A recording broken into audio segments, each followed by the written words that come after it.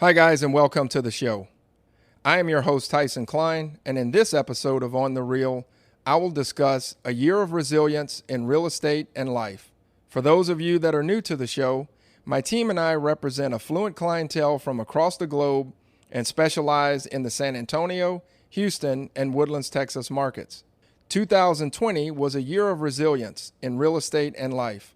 Perhaps one of the most dominant themes to emerge from an extraordinary year full of changes is resilience. It was on display in the healthcare system, as caregivers were on the front line battling against the odds to provide comfort and care to COVID-19 patients.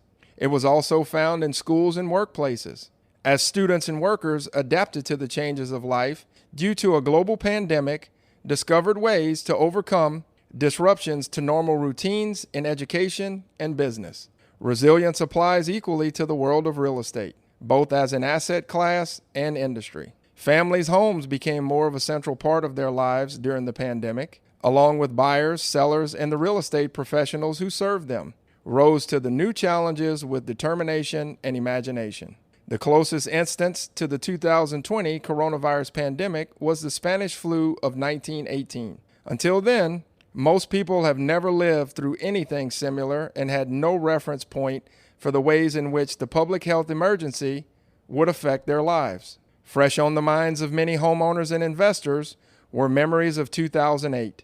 Early in the pandemic, one of the most visible displays of growing uncertainty was the plunging prices of publicly traded stocks. At the worst of the sell-off in late March, the stock market's volatility index spiked to levels not seen since the 2008 financial crisis.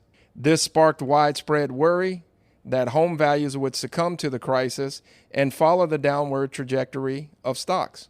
As the early panic subsided, it was clear that the pandemic invigorated the appetite for home buying.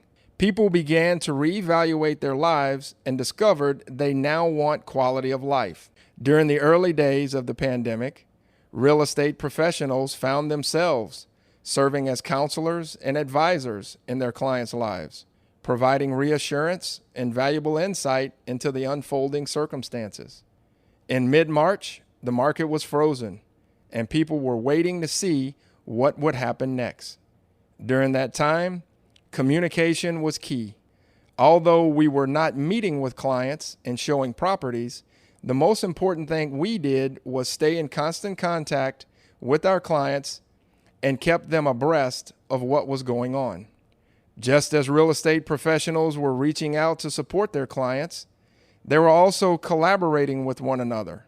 Since the new normal was uncharted waters for all involved, everyone in the ecosphere discovered ways to pivot, focusing on helping others who were stuck get moving again by understanding the new requirements and then putting technology and practices in place to effectively move forward.